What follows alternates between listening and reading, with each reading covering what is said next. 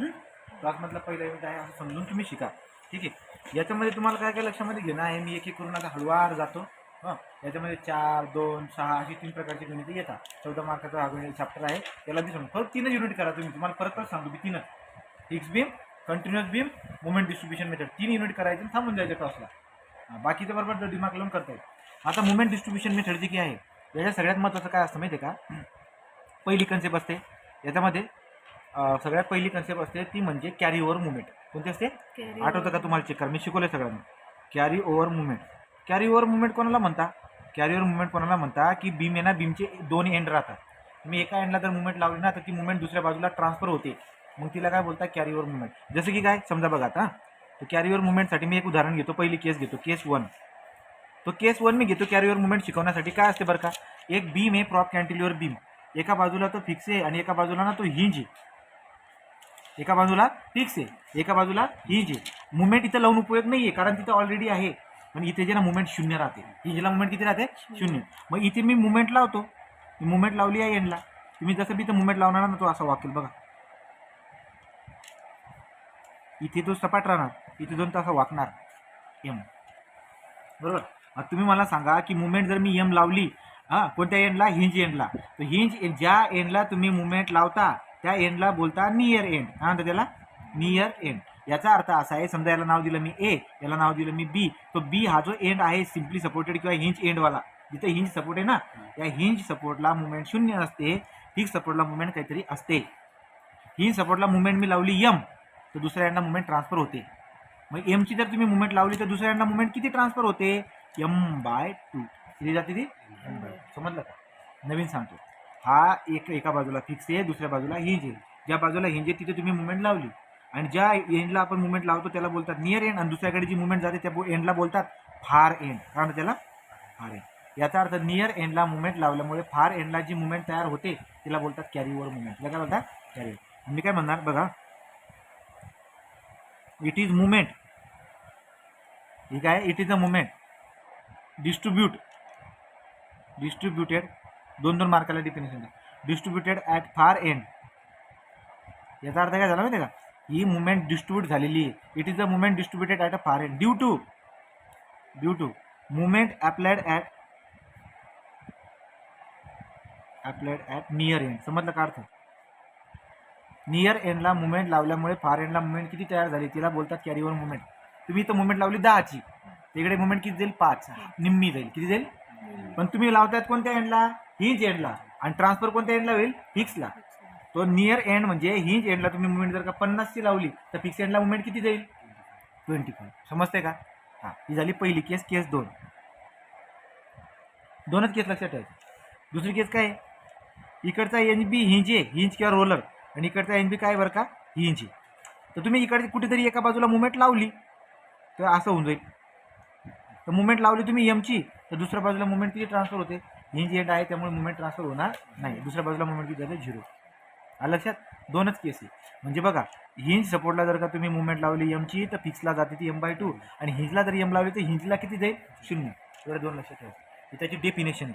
जर तुम्हाला आलं ना define carry over movement, carry over movement याला ना हे पण म्हणतात, काय म्हणतात त्याला? COM. असा प्रश्न येईल. डिफाईन कॅरी ओव्हर मुवमेंट तर कसं बोलणार? It is a moment distributed at a far end due to moment applied at a near end. समजलं का? इथपर्यंत तुमचं ओके. आता आपण जाऊ दुसरी कन्सेप्ट आहे. कॅरी ओव्हर मुवमेंटच्या नंतर आपल्याकडे असते दुसरी carry over factor. Carry over factor कोणाला बोलता? तुम्ही ना नियर एंडला मुवमेंट लावली एमची, फार एंडला मुवमेंट तयार झालेली m/2. तो हा काय असतो? It is the ratio of, हे ना, it is the ratio of carry over movement to the applied movement. ज्या एंडला आपण मुवमेंट लावतो त्या एंडला काय म्हणता? Near end. ज्या एंडला मुवमेंट ट्रान्सफर होते त्या एंडला काय बोलता? Far and. नवीन सांगतो, ज्या एंडला मुवमेंट लावतो त्या एंडला काय बोलतात? Near end. ज्या एंडला मुवमेंट जाते त्या एंडला काय बोलतात? Far end. पहिल्या केसमध्ये तुम्ही काय केलं होतं? नियर एंड होता हिंज, तिथे मुवमेंट किती लावली एमची, फार एंडला मुवमेंट किती गेली M/2. M/2 म्हणजे निम्मा. दोन केस होते याच्यामध्ये. नियर एंड समजा हिंज होता आणि फार एंड बी हिंज होता, तर नियर एंडला जर एमची मुवमेंट लावली तर फार एंडला किती मुवमेंट जाते 0. समजते का? मग आता कॅरी ओव्हर फॅक्टरचे डेफिनेशन विचारतात तुम्हाला. काय प्रश्न कसा विचारतात, डिफाईन कॅरी ओव्हर फॅक्टर. आता कॅरी ओव्हर फॅक्टरची डेफिनेशन कशी देणार? It is a ratio of carry over movement to the applied movement. म्हणजे बघा, मला जर का कॅरी ओव्हर फॅक्टर काढायचं असेल, हे लक्षात ठेव बरं का, तुला बी शिवमी हे तुला आहे, WRDला हे लक्षात घे.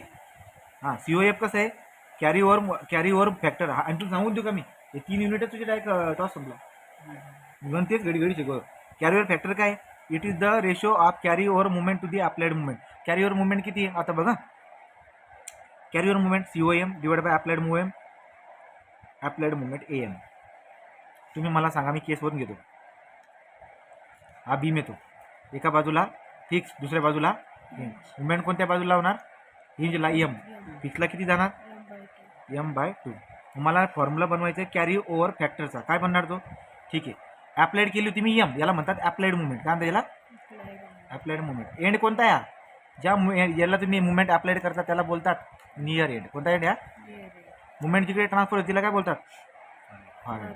मला सांगा COFचा फॉर्म्युला काय? Carry over movement to the applied movement. Carry over movement किती झाली? M/2. अप्लाइड किती केली होती मी? M कटला 1/2 म्हणजे निम्मा.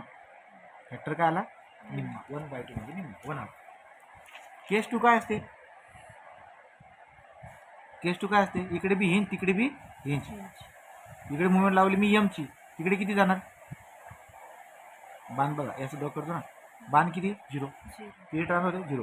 तर कॅरी ओव्हर फॅक्टर काढायचं असेल कसं काढतो? Carry over movement to the applied movement.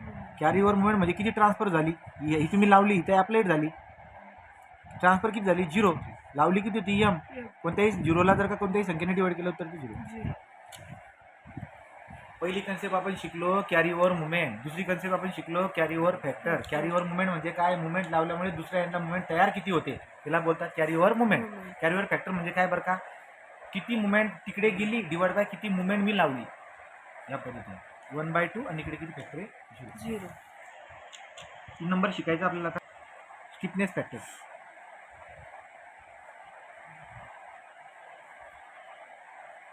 Stiffness factor कोणाला बोलतात? हे बघा, तुम्हाला जे ना स्टिफनेस फॅक्टर म्हणजे एक मुवमेंट असतो. It is the moment. ही काय असते? It is the moment. तुम्हाला लावायची ती. It is the moment applied at near end to produce. It is the moment applied at near end to produce unit rotation. याचा अर्थ काय होतो सांगतो बघा. हा बीम आहे, एका बाजूला फिक्स आहे, केस 1 घेतोय, एका बाजूला फिक्स, दुसऱ्या बाजूला हिंज आहे. मुवमेंट कुठे लावणार मी? अप्लाइड मुवमेंट कुठे लागते? इथे. इकडे तयार किती होते? जिथे तुम्ही लावता त्या एंडला काय बोलता? Near end. इकडच्या एंडला काय म्हणता?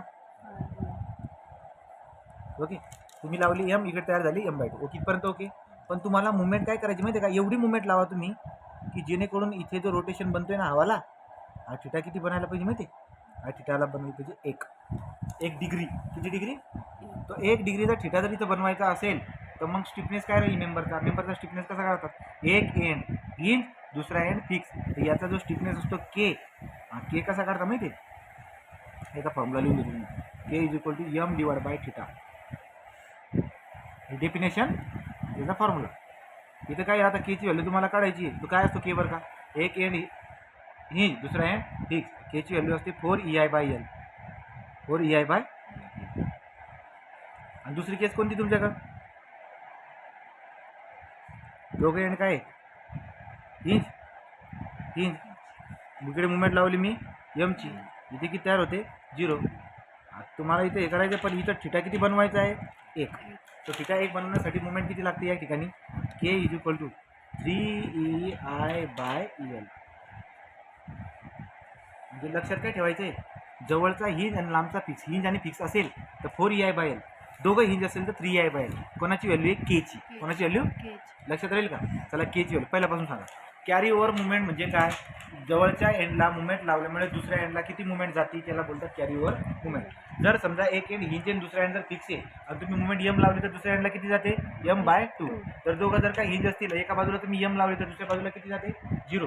म्हटलं कॅरी ओव्हर फॅक्टर काय असतोय? कॅरी ओव्हर मुवमेंट म्हणजे तिकडे ट्रान्सफर झालेली डिवाइड बाय तुम्ही लावलेली carry over movement divide by applied movement. तुम्ही कॅरी ओव्हर मुवमेंट किती लावलेली आहे? m/2. अप्लाइड किती केली? m कटला 1/2. नंतर कॅरी ओव्हर केस 2 काय? Carry over movement divide by applied movement. Carry over movement इकडे किती झालेली आहे? 0. लावली किती तुम्ही? m. उत्तर किती आलं? 0. स्टिफनेस फॅक्टर कसा काढता? It is the ratio of movement applied at a near end to the unit rotation. म्हणजे युनिट रोटेशन म्हणजे काय? θ1 बनवण्यासाठी तुम्हाला मुवमेंट किती लावावी लागते? ही मुवमेंट येते. याची व्हॅल्यू किती? 4ei/l. इकडे किती ही मुवमेंटची व्हॅल्यू? 3ei/l.